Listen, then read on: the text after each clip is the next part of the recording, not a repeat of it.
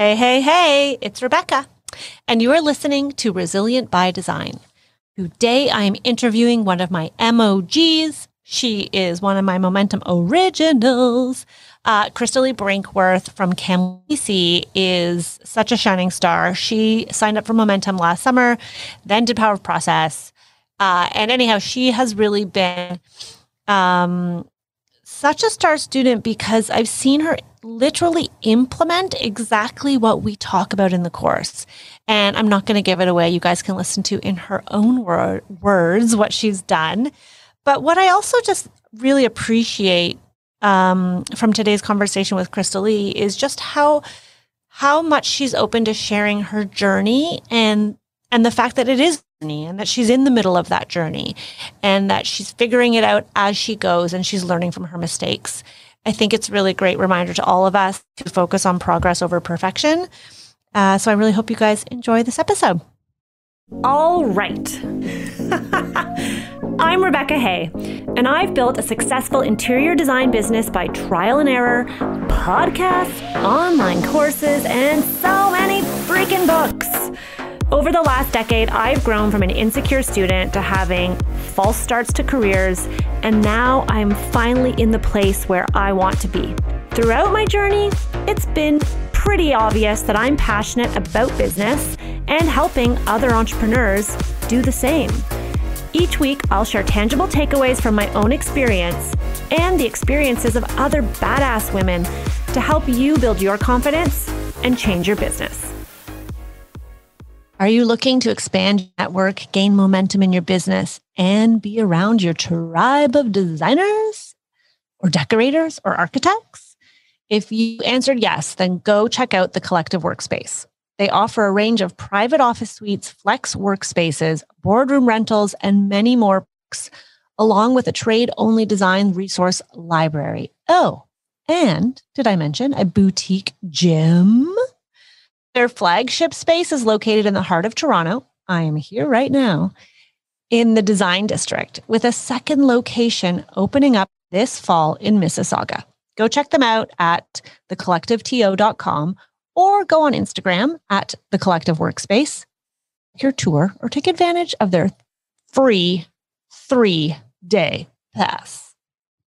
Okay, everybody, I'm here now with Cristalee. Oh my goodness, thank you so much. She looks so cute. You can't see her right now. A super cute new haircut and a really pretty backdrop. There's even a hard hat hanging behind you. I love it. Right. Love it. It's like it gives me a good sense of like who you are and what you do. I love it. Yeah. But why don't you introduce yourself to everyone and let them know a little bit more about who you are? Okay, my name, it's Cristalee. My last name is Brinkworth. My company name is Clay and Oak Design, and I'm an interior designer. And I specialize in more of the hard finish design aspect of it, more than the decor, although I'm kind of slowly dipping my toes in the waters of decor. Nice. But that's me. And you are located? Oh, yeah. Sorry. So I'm in Kamloops, BC. It's, everyone says it's just like a small town in the interior of BC, but I don't know. I don't think it's that small. I think the amenities make you feel like it's small, but we have quite a few people here. Or the lack of amenities, perhaps? Yes, exactly. So. Awesome. Yeah. Yeah, it's so funny because we're going to get into it, but you were in Momentum, which was the first course I did. Yes.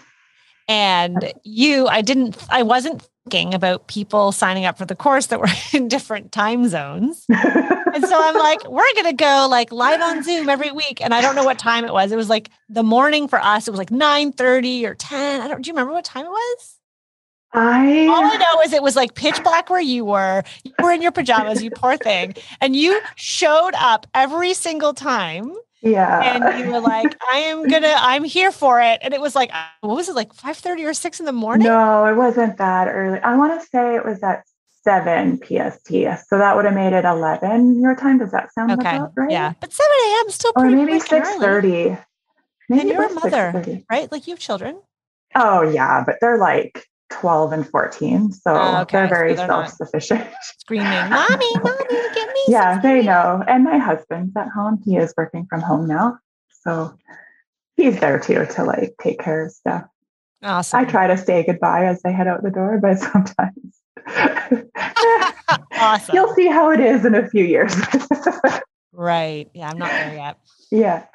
But yeah, I remember it stood out to me. I'm like, this girl is awesome. She's taking like her business development so seriously. I don't know if I would have showed up at 7 a.m. in the morning on a Zoom call. I think it was so phenomenal. And just to watch your progress. And that was what, a year ago? Right. Yeah, it was a year ago. But I was thinking about this to myself, like what happened, like what took place in my life for me to find you.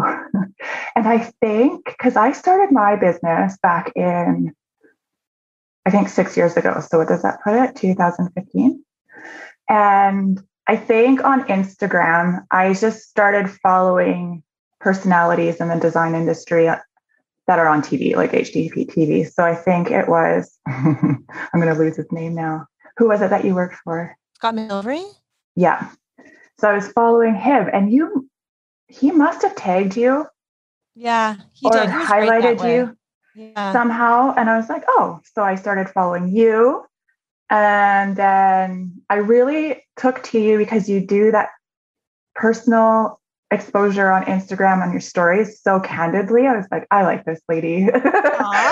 and, and then that's how I learned or found Michelle Bennett too, which really helped. She really helped me as well with her podcast, right? Yes. And because I'm self-taught, her resources and just her perspective, because she's self-taught as well, just kind of made me feel a little bit more not as much of an imposter. Do you know what I mean? Yeah. Totally. Yeah. So true. I was just had a conversation earlier this morning with another designer. We were talking about, the importance of having other people who've gone through what you're going through or who are currently experiencing something similar, and the power of that and the power of seeing that others are doing it means, okay, I'm okay. I can do this too. Yeah. Yeah. No, for sure. Yeah. And that's like with the momentum course, joining that and just having so many people. So why did you sign up? I'm curious.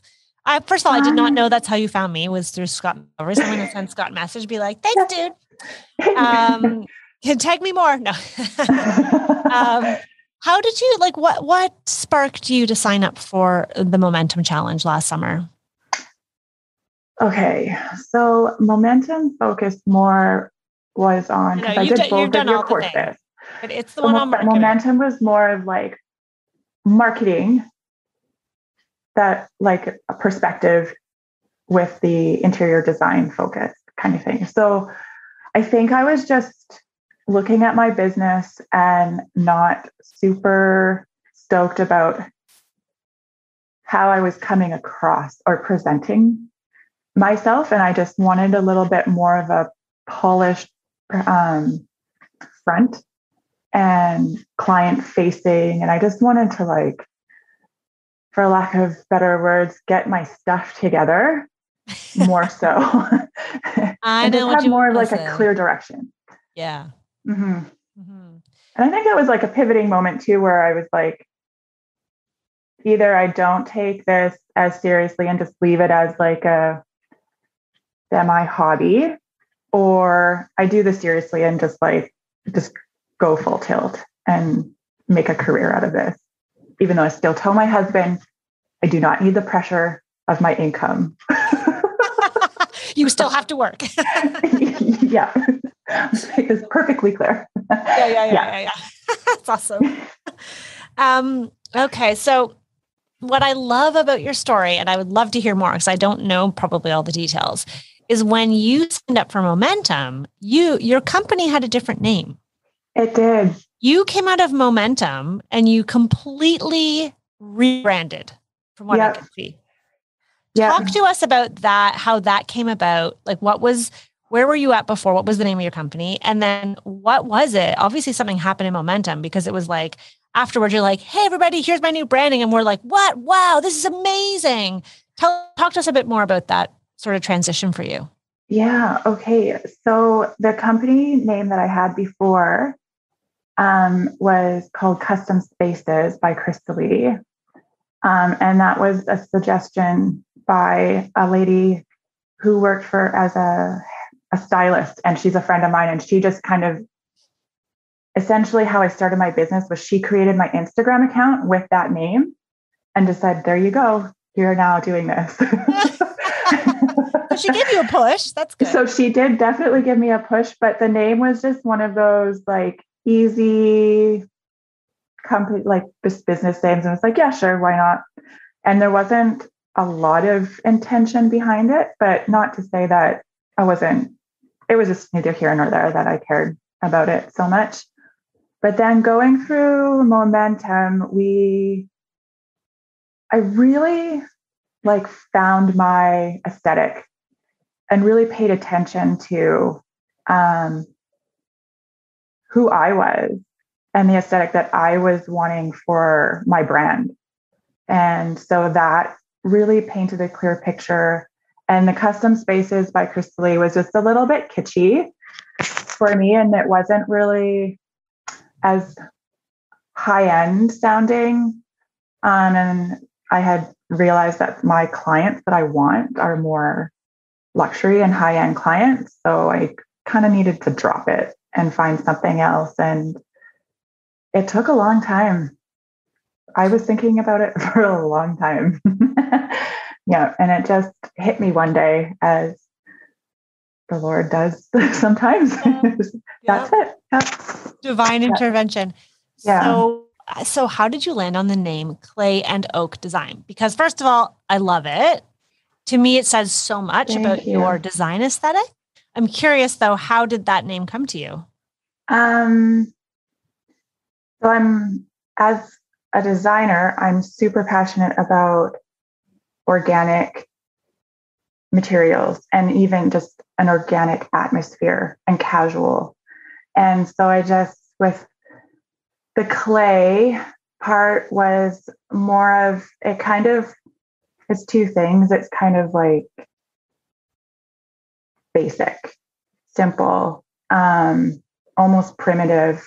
And I like that it's organic and raw sometimes. And then it also speaks to, I'm a believer in Jesus Christ. So that just one of the things is that we just like release our lives to Jesus and please like mold us and form us. And so that was just kind of symbolic that way to me. I really like that. But the other part, so oak as well, was just kind of spoke to, again, the organic and the natural materials that I'm like advocate so much for within design, because I don't feel like if we don't change things, we're not going to have much time on this earth.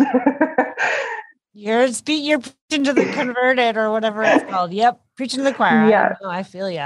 Yeah. And the strength and like the anchor that it symbolizes, the oak tree kind of thing. So yeah, that's how it just all came about. And like, I think it's a little bit on trend at the moment too, but it just that whole like the woods and the raw and the browns and the clay and I love it. Yeah. I mean, I think like staring at the screen right now that listeners can't see, but you're so on brand, right? Like the color of the artwork and the shelves that are styled, you're like, oh, what would you ochre colored sweater? Like it's so on brand. So it's so funny because we had a call in our designer's room a couple of weeks ago. We talked about branding and we talked about dressing in your brand colors. Right. And I'm like, yeah, I need to do that more. Sometimes I don't really think about it, but it's so connected, like how you dress. I mean, we're kind of diverging here, but how you dress is to reflect your brand. And you're like, totally. And I like consciously will pick my outfit that will go very well with my design that I'm presenting on that day.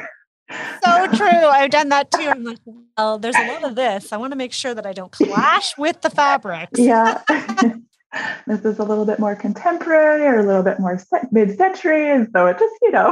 I love that. It's amazing. Oh, it's so good.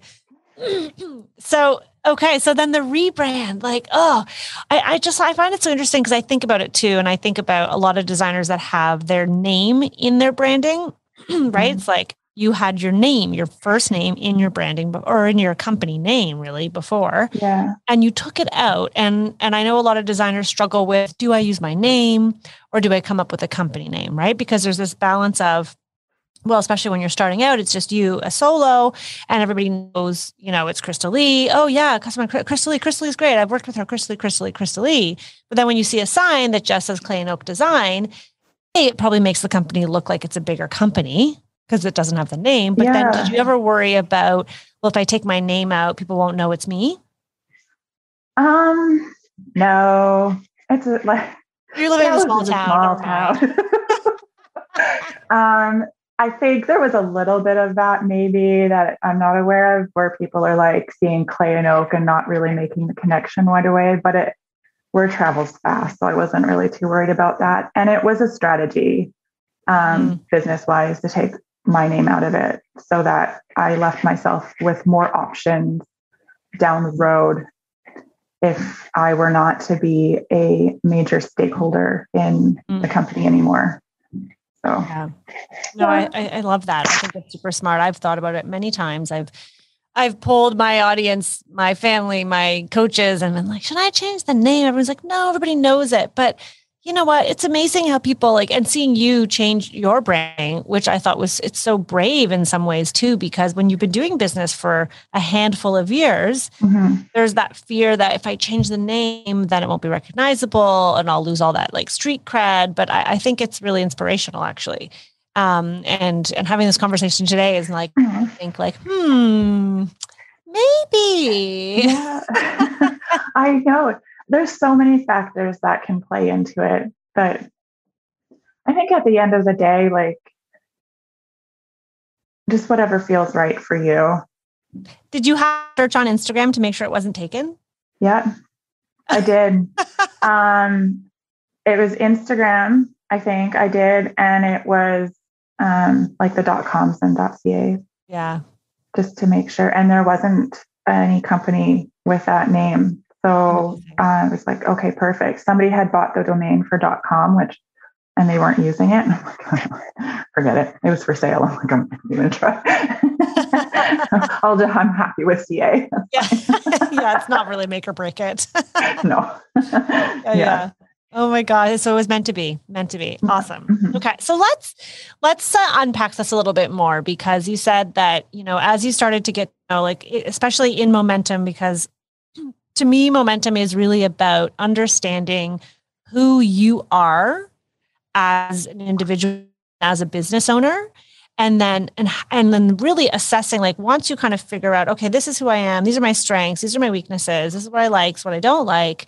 How does that translate into your business and your brand so that they are holistic?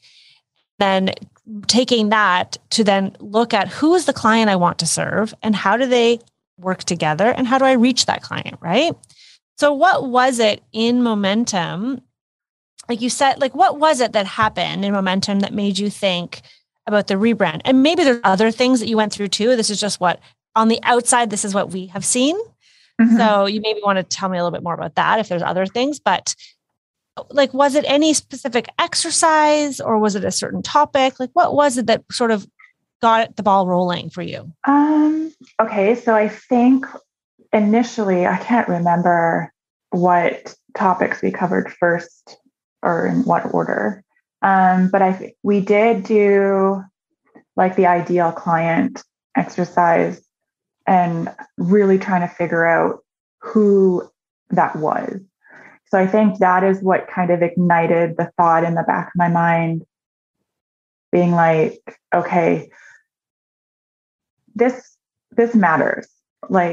How you present yourself, how you look like, what your brand looks like, it matters if you're wanting a certain type of client. If you are wanting your business to look a certain way and the business that you're doing is to look a certain way, you have to present yourself a certain way. So I think just doing that exercise really got the ball starting me.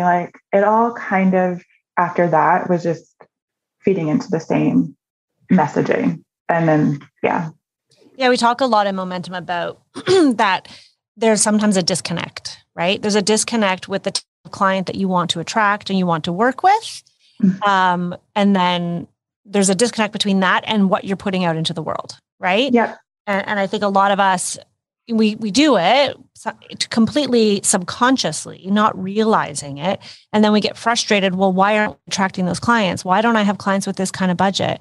Why am I not working on a complete new build? What is it? And so in Momentum, we really try to dive into what is it that you're doing now? And what type of person are you attracting now? Okay. So let's flip it on its head. If you want to attract, let's say, young professionals who are building their first house and have $1 million budget, well, is what you're putting out there going to attract that client, right? Like, what does that client want from you? But it's also just from your branding and your messaging, right? Mm-hmm. Is there anything that you did differently? I obviously, from a very looks perspective and from the aesthetic, you completely overhauled. And I think you became very intentional. At least that's what we could see on the outside. You became very intentional about the visual. Yeah. What about your messaging? Did anything change? So that's the part where I struggle a lot, is the messaging and like the word content. I wish I could just like hire somebody and be like, know me and know my brand, and then you do the messaging, please. And hopefully, you can. They do exist. I know. That is a job. That's a copywriter. But no, I try, and I have like, on my website, I have like about Cristalee, or like the company, or like the content, or the word, what do you call it? What do you call the words on your website? Copy. Yeah. You could also just call them the words on your website. That's fine. We know what you're talking about. The words that are like on the screen. Yeah. So I sat down and I tried really hard to like choose words that reflected the brand that I wanted to portray. Words like holistic, words like organic, full service, luxury, And then we're just like, it took a while. Like I had a whole list of like, I don't know, maybe 50 words that I was like, these words could speak to me. And then I just started paring it down. And then I would kind of try and use those words and have just like that messaging come through. And I hope I did a good job, but one day I'll probably just like hire it out. That's awesome. I think that's really powerful to have certain words that are representative and reflective of your brand, your aesthetic, your message, and then use them. Do you intentionally include those in things like an Instagram post? Okay. So do you have your cheat sheet? Remember in Momentum, we do a cheat sheet at the end, which is like a 1-page, like, here's my brand, here are my words. Do you have it pinned somewhere? Do you use a cheat sheet? No, I don't. Because this is, you'll be so disappointed, Rebecca. Never. My assistant uses Planoly to plan out my Instagram for the images, but she doesn't feel confident enough doing the captions. Right. So I have not captioned any of my posts for probably 6 months. There's just images. And is it working though? Is it working for you? Nah, I don't know. Here, I don't really spend a lot of time on Instagram. I might put a story up like maybe once in a week or month. I don't know. I was really good at it, but then I'm busy. I've gotten busy. It's just me designing. So, and then I got my assistant who helps me like maybe 5 to 10 hours a week. So you don't have to be on Instagram though, right? And we talked about it. No. It's like you just need to be where it works for you and where it works for your client. It might mean you need to show up at the pool club, on Thursday afternoons. Yeah. You're getting all your referrals from the pool club. But it's really understanding what works for you. Yep. And that's still like, that's an ever-evolving game. You, girl. I'm not disappointed in you. You don't have to be on Instagram. Yeah. I wish I could slay that. But like literally I would spend like a half an hour stressing over what to say on a post. And I'm like, I can't do this. Yep. I just don't have the time to do this. So I just stopped, and the posts are still being put out there just to be there. And I just went to an association meeting for CHBA last night, and a realtor came up and was like, "Oh, I love your posts." And I'm like, well, they're still pictures. Seeing them. So, well, there you go. It shows people are seeing them, right? Yeah. And I sometimes question like how many people are actually reading them. I know I don't read a lot. When I'm scrolling through, like the 5 minutes I scroll through Instagram, I might read 1 or 2 captions out of that 5 minutes. Yeah, I think it's actually really interesting. I've been doing a little bit of research into that and the psychology of that in copywriting, because I find it fascinating. I'm like you, and Veer and I talk about this all the time. Like when I'm writing my emails or we're doing like a sales page for the course that's coming up, and I'm just like, I'm a get to the point girl. Like, give me the highlight reel and I'll either sign up or I won't. Mm-hmm. Or I'm like, I want to see the heading, and then I'll scroll down and decide what part of the email I'm going to read. But reality is not everybody is like me. Yeah. And so I have to push myself sometimes to explain things in more detail and add more information, because there are potential clients out there that will sit down and they want to read everything. And there's this copywriter, I think her name is Tarzan K. I don't know if you've heard of her. She teaches courses and she has freebies, and her email list for a while. And one of the things she talks about all the time is there's like 3 different types of people. I don't remember the middle one. I just remember the one was me with the like, give it to me quick because I'm a busy woman and I just want to get through, and I'm not going to read your caption. I'm going to like your picture. If it's really moving, I'll probably but I may not have read the caption. Yeah. Right. But then there's 2 other types of people. I don't remember both of them, but one of them was the person who was the opposite of me, which is why I remember. Okay. And it was the person who will scroll and read every last line before they decide on if they're going to take action or if you're right for them. And I was interesting. It's so interesting to me, because I always assume everyone's like me. And unfortunately or fortunately, they're not. So I just think that's interesting, like hearing you say that, because it sounds like you're a little bit more like me, because you're like, well, I'm not reading, so I'm not going to write them. Yep. I would challenge you maybe to write a little bit that speaks to that person who's like, wants to know more about you, is considering hiring you. And that's the same thing with the copy on your website. Some people need more than just pictures. Yeah. And as designers, I think sometimes we don't. Because we're so visual. That's so true.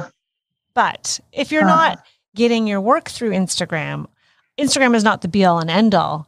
But that's just sort of been my example of it. Mm-hmm.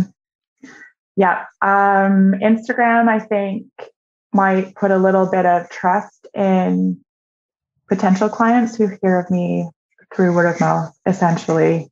And that's either through a builder or through a house designer.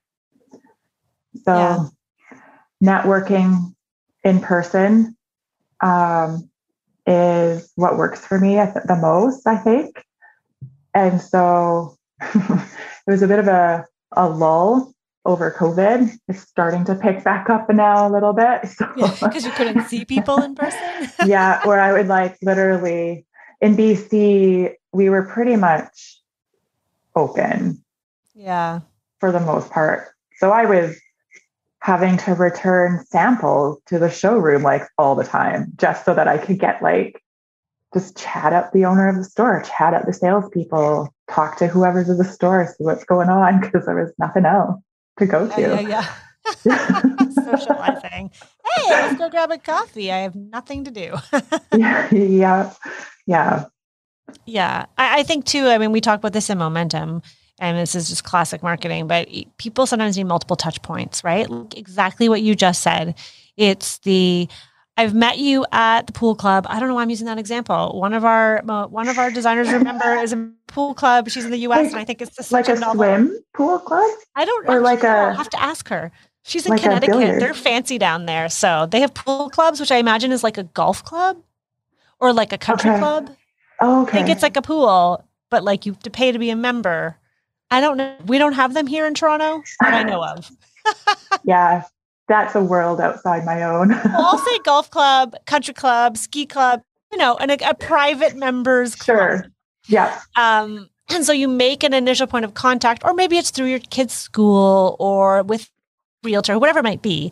But then quite often that person needs to either hear your name or see the presence of you multiple times before they're ready to make a purchase or before they're ready to pursue you as a designer, right? So it might look like Instagram. It might not. It might look like your website. It might look like LinkedIn, for example. It might just be a lawn sign. It's about those multiple touch points. Mm-hmm. That's why it's super powerful, I always find, to ask people how they heard about me. Sometimes they'll say, oh, I was walking down Old Orchard and saw your lawn sign and you're in our neighborhood, right? So I'm like, okay, so I'm going to write down lawn sign. And by tracking where all your leads come from, you can start to see. And if you ask a few more questions too, you'll understand, because some people are hesitant. I don't know why. Sometimes people, I find, are like embarrassed to say that they follow me on Instagram. I don't know why. So they'll say, I could see that. They're like, oh, I don't know. If we heard your name through a friend. Right? So I spend hours on Instagram. Yeah, like, I've been following you for 2 years. I'm obsessed with your dog or something weird like that.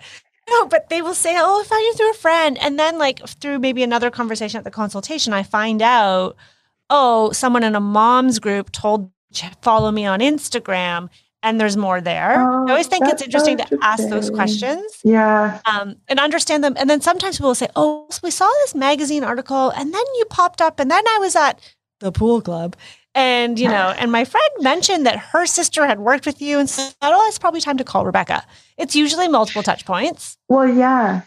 Yeah, totally. Like if they keep hearing your name and keep seeing your name, it's top of mind. So when it does come time for them to pull the trigger on what they actually want to do, your name is there. And even the trust that you can build along the way, especially you do so well with your Instagram, just because people can really learn and know you. Yeah. I have almost this mysterious, ooh, I want to know that silent person over there. What? She's so mysterious. Never says anything. Ooh, who are you talking about? You? You're not silent. Well, you can say it with your copy. Yeah. Yeah, no, it's true. It is helpful to build trust, whatever platform you might use or however you get your name out there. It could be speaking at a local realtor. It could be participating in a charity, whatever it might be, to get yourself out there so that people understand your personality. Because a lot of what we do is very personal. And we do spend a lot of time with our clients and our projects drag on for a long time. And I think it helps to build that trust. And what I have found, and for me, it's been Instagram. But what I have found, and I mean, this is no surprise to you, I talk about this all the time, is that people may not find me on Instagram, but they then will definitely follow me or check me out on Instagram. Not all my clients. Some of them are older and are not on social media. But the ones who do, when I meet them in person, at the consultation, pre-COVID, would come and just give me a big hug. Be like, oh my God, I feel like I already know you. And just, it got past that. It was almost like you get the first date out of the way. And you kind of excel to the next stage. And so there was none of this me feeling like I had to prove myself anymore. Whereas when I started my business and no one knew who I was, I had to prove so much all the time to myself, to the potential client, right?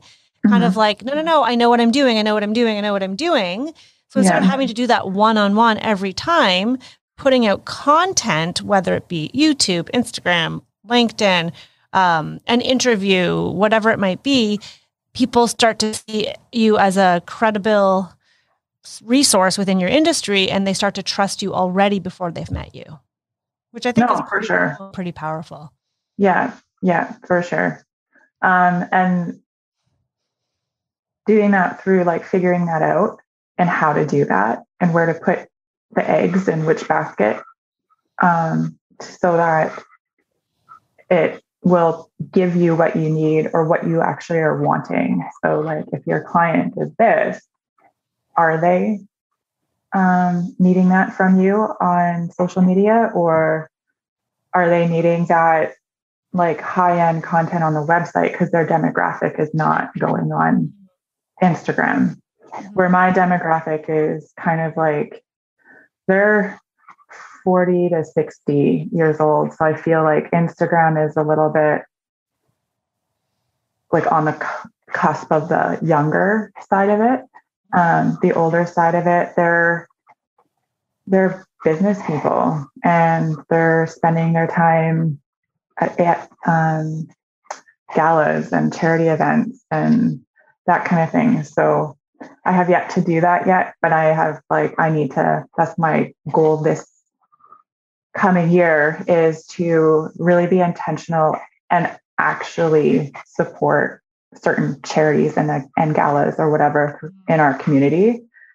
Not only just to give back to the community that supported me, but also to just have a face.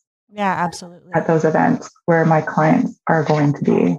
Yeah. And maybe even offer something like I've done before where I offered a consultation, right? There's like a silent auction. Mm-hmm. And I was like a consultation with me. And so people can bid on it. So the money goes to the charity. And then also then your name is out there. Yeah, totally. Like that. Yeah. So what are some of the changes that you think that you have implemented in your business that have paid off? Okay, so the rebrand has definitely paid off. The people that I'm attracting are actually their style, their preferences and style for their homes are more in line with what I want to be designing. So there's that. I feel like there's an overlap between what I got from Momentum and what I got from your other course. I know. The Power of Process. That's okay. You can talk about that course too. It's so funny. Everyone, I guess Power of Process is that's why it's called Power of Process. It's so freaking powerful. It is. It's been so powerful for me. And everyone I ask about Momentum is like, can I also just mention, because I'm like, it's fine. Whatever. We're here to talk about Momentum, but let's talk about Power of Process too, because it's all intertwined. Well, that's the beauty of the two courses, is that they work in tandem with each other. So taking Momentum on its own is going to be so rewarding and so helpful. But taking what you learn from Momentum and applying it to how you structure your process is awesome. But then how you're structuring your process, or how do I want to say? I want to say your process also needs to be developed for marketing purposes too. Yeah. A bit, just so that you can sell that.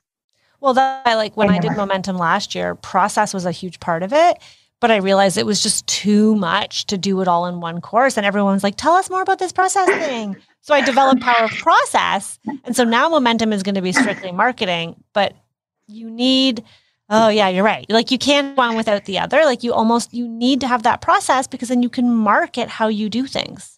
So let's go back to what you were going to say. So the changes you've implemented into your business that have paid off, that may not necessarily be marketing, but could be related to process. Well, they're both. So with developing my process, it was really important to me, and I think I got this through Momentum, is having client-facing touch points throughout it. So for me, that's just documents that get sent out at every important part of the process, each phase. So I get a call or an email cold from a lead and they want me to design their house. So I schedule a discovery call with them. And the first thing I do once that's scheduled is send out a working with clay and oak document. And it just gives a brief rundown of what it looks like to work with us. And it's just kind of an overview of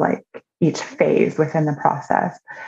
But then how that looks and what words you're using and how you're presenting that matters. So that's the Momentum side of it. But the content within that is, you need the process in order to develop that. So all those client-facing documents has really helped me present myself in the professional, serious manner that I want to be taken in. I'm not just a little, a girl decorating homes for you that, oh, it's not that big of a deal, or I just need this. It's like, no, this is a big deal. And what I do is very hard. So, and I take it very seriously. This is like hiring, I don't know, the house designer, for crying out loud, sure. you know? Yeah. Yeah. Yeah. It's like, you want to be taken seriously, then you need to act like a professional. Yeah. I love that. That really resonated with me. Like, I'm not just a girl who's like likes design and will do it for fun. Like, yes, it's fun, but it's also a business. Yeah, totally. Yeah. And as soon as I started doing that, the more the clients that I was attracting respected that. And the jobs were just easier. They took less time and they were bigger jobs. They were paying better jobs, slowly increasing my rates. But yeah, they're starting to pay more. Very, very important. Yeah. Well, also because what you charge will be, you have to look at the type of client you want to attract. If you're not charging enough money, they may not think that you are at the caliber that they need. I know. Right? I struggle with that so much. Yeah. I struggle. And I think a lot of that has to do with just being self-taught and not feeling like I deserve to be charging as much as the other people are. But I'm like, no, I'm slowly, like, with every job, like, my value increases, and those clients are respecting that, and they don't question as much. When you charge more, I find they don't question as much. You charge less, they're nitpicking at everything. Getting the right client. You're getting the right client for you. Yeah. But you're also doing a good job, it sounds like, of educating your potential clients on your value. Yeah. And you're painting a very clear picture to them with your branding and your marketing. And when marketing, it could just be you talking to them in a discovery call, right? Like, that's all sales and marketing. Yeah. And you're doing a really good job, it sounds like, if you're getting clients who are now not questioning. Like, did clients before question your fees or your invoices? I did have one client who negotiated on my fee, and I let them. And that was the client where every time I would send an invoice, they would question it. And it was right, and they always paid, but they questioned it. And it was super aggravating to have to deal with that all the time. So that did happen once. When I started doing the whole flat rate for design, the design phase of my service, that helped out a lot. And even just structuring my business where I'm not consulting with you 24/7 to figure out what we're doing with your home. Yeah. I am going through your 500, I don't know, maybe this, maybe that. Oh God, I can't. No, I will interview for a good 2-3 hours at the beginning of to figure out what I'm designing for you. And then I'm going to just walk away and do it all. And you have a chance to make revisions at the end. And hardly ever are there very many revisions. Like, amazing. So I know. I've found the same. It's amazing. But isn't it the opposite of what you thought it would be? I mean, that's what happened to me. When I started doing it that way, I was like, wow, I can't read their mind. There's going to be a million revisions. And then you present it and they're like, wow, it's all amazing. I'm like, oh, because before, when you do things higgly-piggly, it's like everyone you give them an opportunity to weigh in and give their opinion on all the individual things. But when they see everything as a whole, it's just different. They appreciate it more because they're seeing the big picture. And that's no fault of their own. If they're putting out what they like and their opinions, if you are operating that way, consulting as you build. But when clients are presented with a big picture and they can see everything, then they have the chance to actually appreciate it and see it all together. I just found it super chaotic before just consulting with. I did that for like not very long, doing the consulting while we build, because you just kind of get like, it's hard to keep the vision when you're getting pulled, like, what about this? Or what about that? Or now let's go. I don't like this. Now let's go select that. So just to be clear, when you say build, just so everyone understands, you work in construction and you do new construction, correct? Mostly? Mostly new builds, new custom homes are my ideal, but I do really enjoy the small little renovations sometimes, where right now we're just wrapping up like a master suite renovation. And that was kind of the breath of fresh air because the scope wasn't so daunting. And that's where I was able to bring in the decor side of it. So I did the whole design and the decor. So I'm really looking forward to having that come to a finish. Yeah, but I mostly specialize in the custom homes. We're building a new home. My ideal clients are always telling me, I know what I like, I just don't know how to put it all together. Perfect. I will figure out what you like and I will put it all together for you. I love that. Yeah. I love that you know that. Like, that's something that we talk about when it comes to marketing is the words that your client use. Like you just hit the nail on the head. Like, I know my ideal client. They always say this. Yeah. What I want, I just don't know how to put it all together. You take those words and you use that. Like, you should be putting that in your captions, girl. Yeah. Oh my gosh. Cause like somebody's going to see that. Oh my gosh, that's me. I know what I like. I just don't know how to put it together. I got to hire this girl. Yeah. Oh, I know. It's okay. You're busy. It's good. You're busy. It's good. But just one thing, slow down. Yeah. Well, maybe once I get things kind of more rolling along, streamlined, because it's not like 100% right now. Like, I think I don't have a document that I send out to the client for what to expect on install day.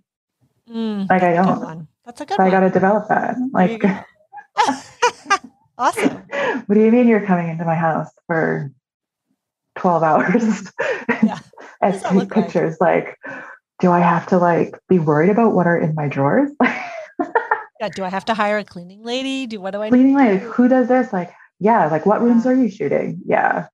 Yeah. So it's a work in progress. On, like, a key element, which is in the Power of Process course, which is like setting client expectations and like those what to expect documents sent at every milestone so that the client always knows coming ahead what's about to happen.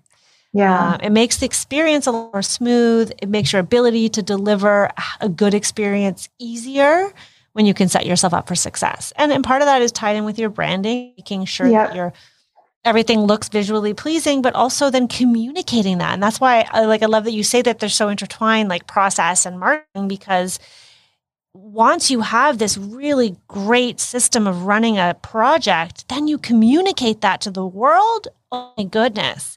Especially if it's something that becomes a core differentiator, which is one of the things we talk about in Momentum, is really discovering like, what are those core differentiators? What are those pillars of your business that make you unique? And those are the things you want to talk about. And I think having a really tight process for me has been a game changer, which is why I teach and talk so much about it. But talking about it in your marketing, and Saint Amand does this super, super well. I've had her on the podcast. If you guys, who is that? Sarah Saint Amand. She's a designer here just outside Toronto. Sarah Saint Amand Design. I did record a podcast with her, and she talks about the messaging, and she's so gifted at caption writing. Like, if we could all just hire her, it'd be great. At caption writing and communicating her process to her clients. And she's a similar process to me and to you, where she's doing it all full service, but she communicates it so well in her messaging that I can only imagine, it helps to weed away the clients that aren't the right fit. Yeah. Yeah. That's good. That's so good. I mean, it's easy to be like, oh, I don't have time for that. To like really focus in on an aspect of your marketing or how you're presenting yourself. Like for me, Instagram.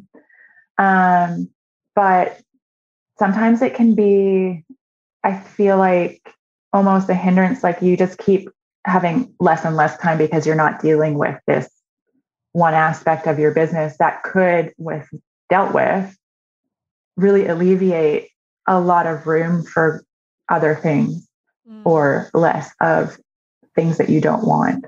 Yeah. It's like, oh, I want to do a document. Like you say, you have the About Us, Working With Us document, which I have as well. And someone hearing that might be like, oh, that sounds like a great idea, but I don't have time.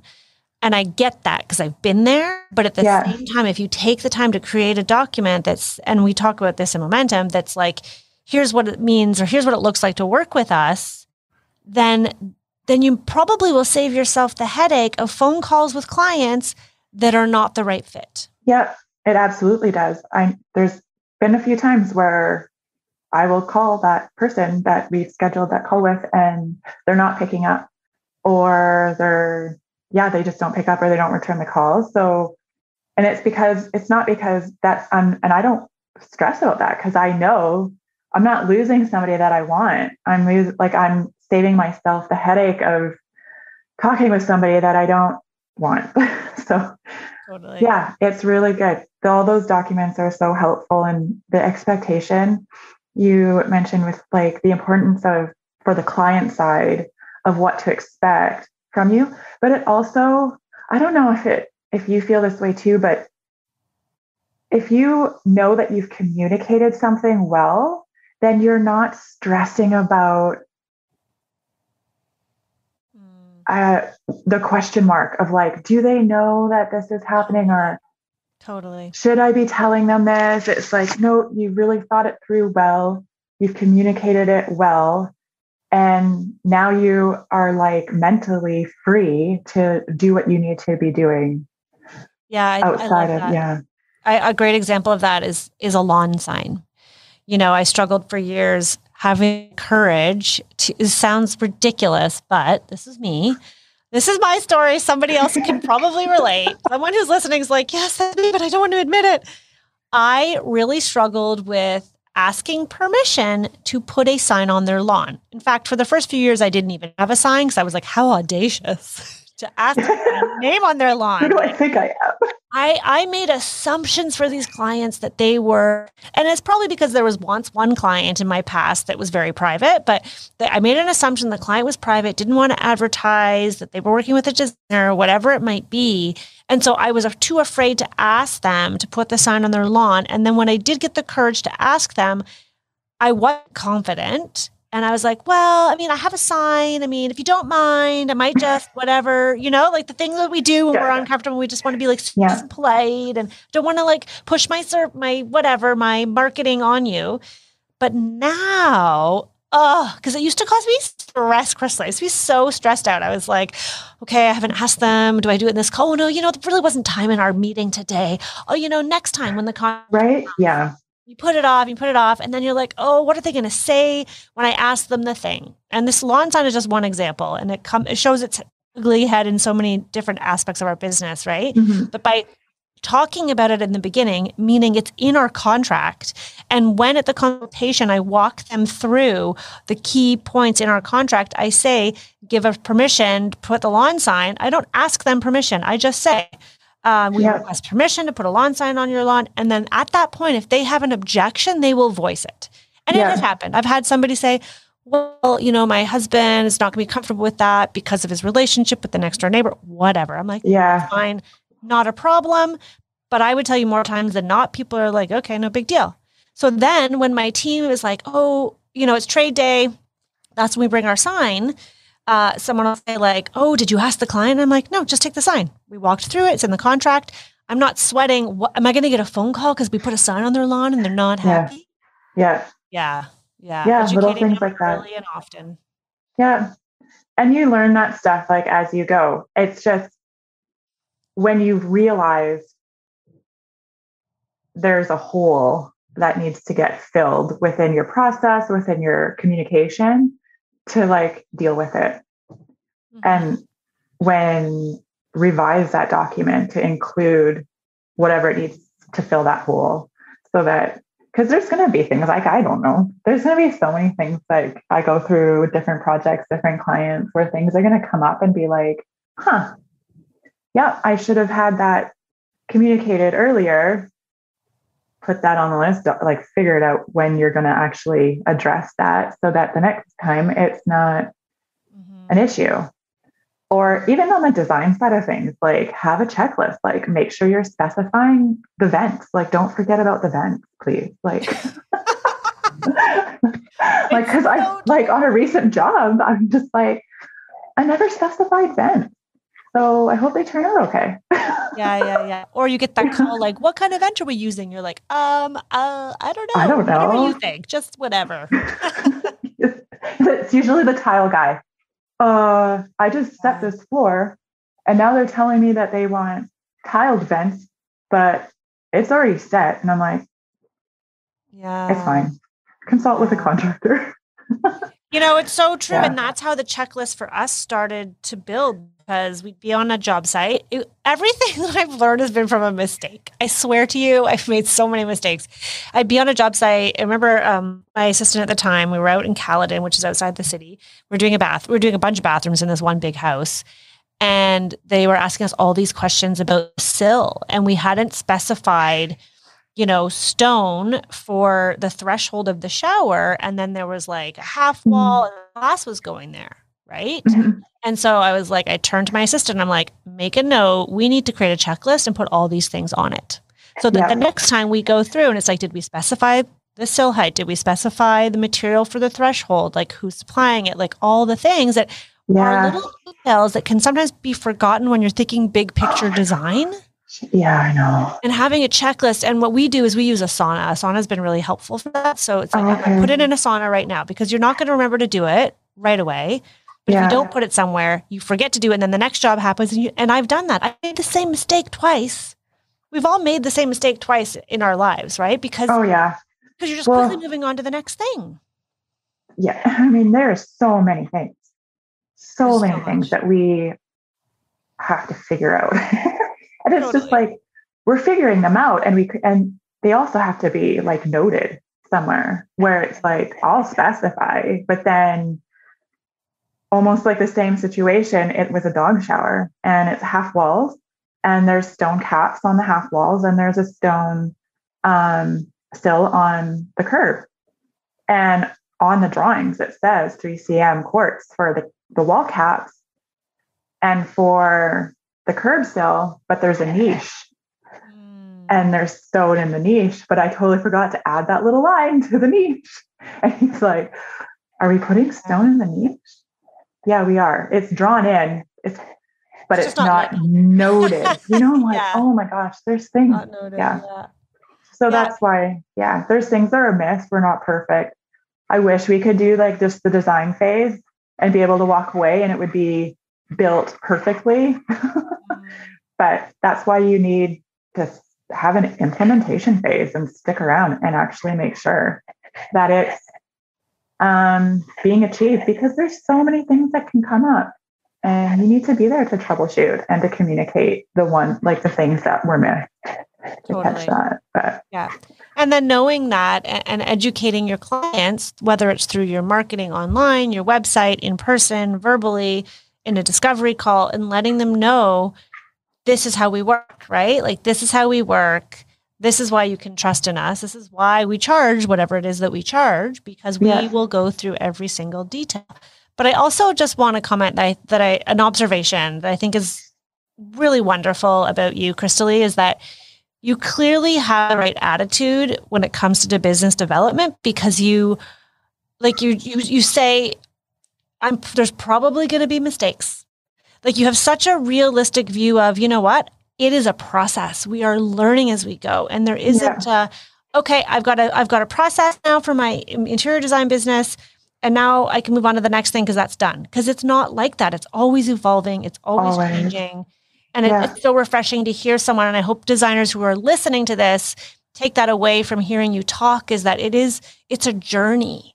And we're always improving and we're always growing. And you're not going to get to whatever you think is the end right away. And it's not about that. It's taking the little nuggets and slowly implementing and doing that, making the moves you can, whether it's just posting pictures to Instagram without captions. You have to focus on what you can do, because you can't do it all at once. Yeah. You're always going to be learning.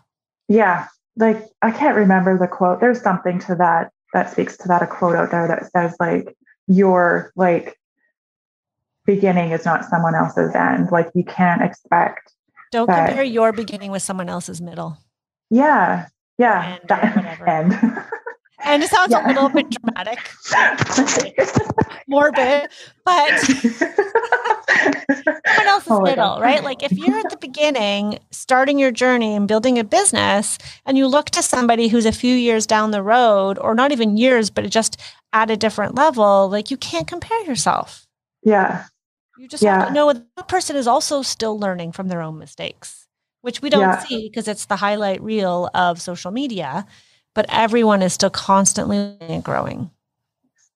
Yeah. And just to like have that grace for yourself too at this moment of your journey, because the pressure of like being perfect, which I used to struggle with, putting that like I have to be perfect or else I'm not credible. I have to have it all together before I can like move to the next step. So there's like so much that I was holding me back just because I was so afraid of not being perfect. But then I realized like I have to be able, like I want to actually communicate that to my clients too. And I try to do that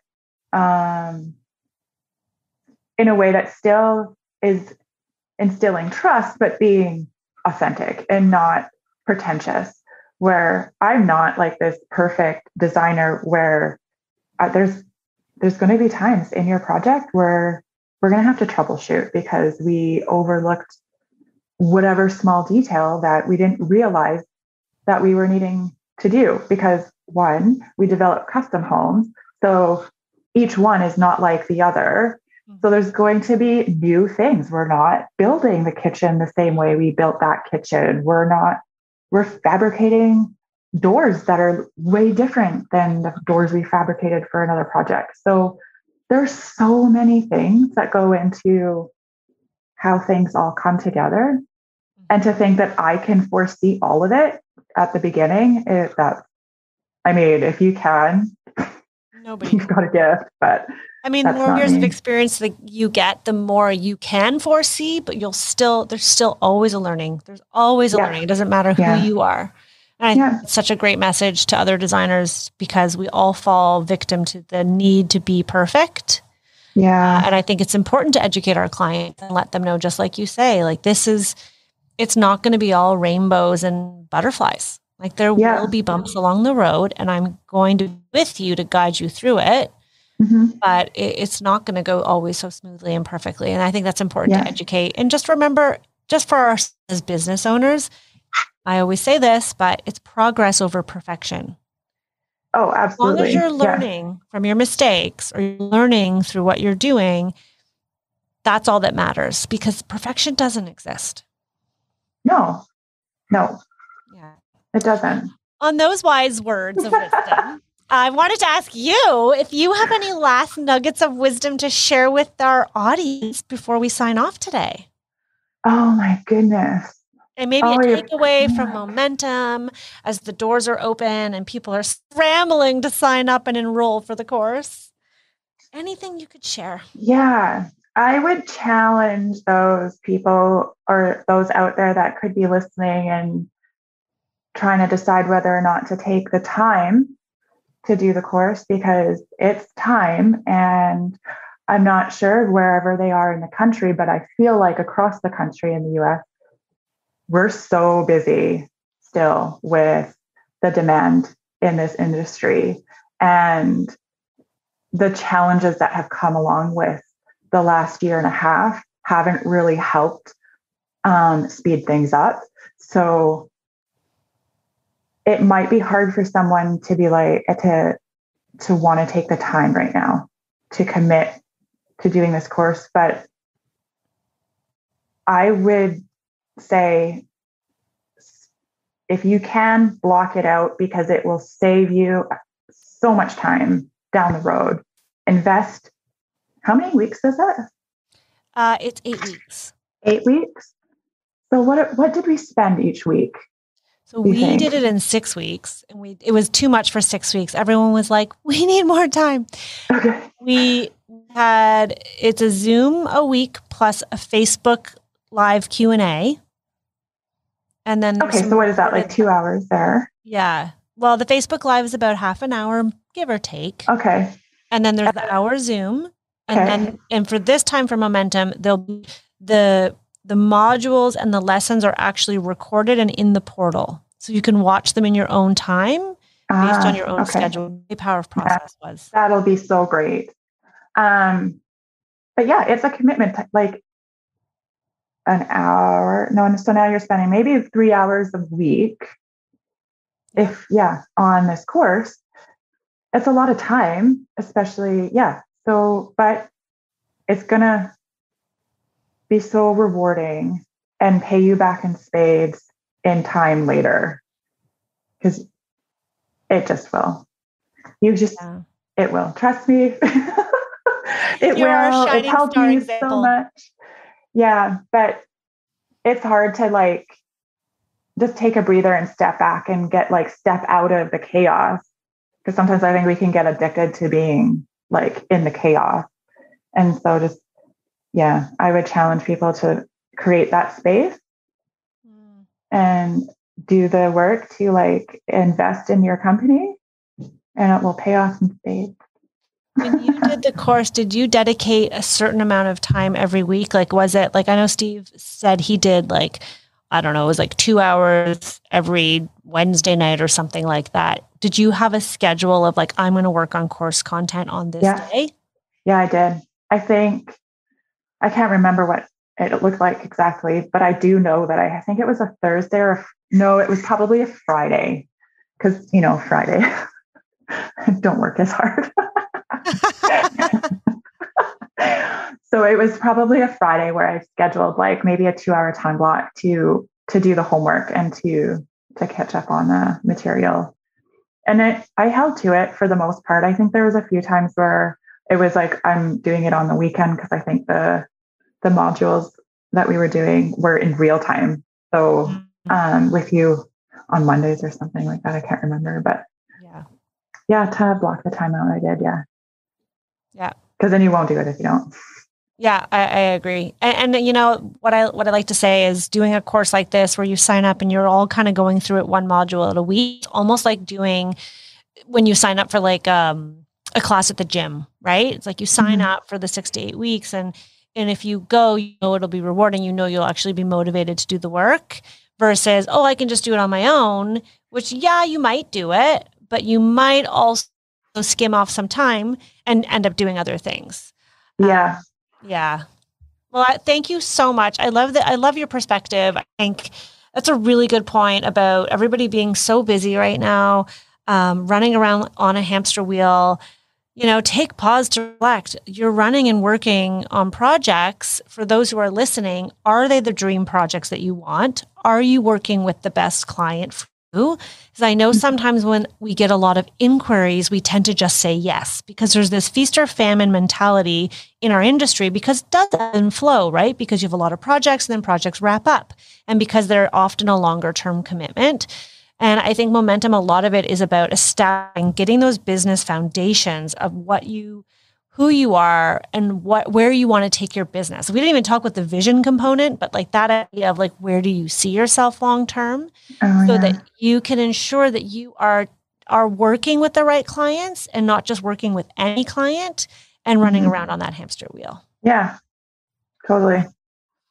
Well, thank you so much, Cristalee, for joining me today. You're welcome. Thanks for asking me to be on here because I was like, I should tell Rebecca that I would be open to doing a podcast interview, but I was just always too scared to do it. Oh, I'm glad we asked you. I'm so glad you and I were like, who's like totally killing it? I was like, don't you remember Cristalee did that huge rebrand through Momentum? And I was like, oh my God, yes. We have to talk to her. That's so good. So powerful. Yeah. Oh, thanks. Amazing. Yeah. I'm so glad you got up the courage to do it. Thank you so, so much. You're welcome. I'm going to see you soon. Yeah. Take care, Rebecca. Okay. Thanks. Okay. Bye. Yeah. You're welcome. Bye. Okay. I mean, how cute is Cristalee? I think I'm just feeling all the feels right now. I'm so proud of her for getting the courage to come on the podcast because I realize not everybody just like wants to like chit chat and put all their innards in the outers or whatever. I don't know. Sorry. I don't know what I'm talking about.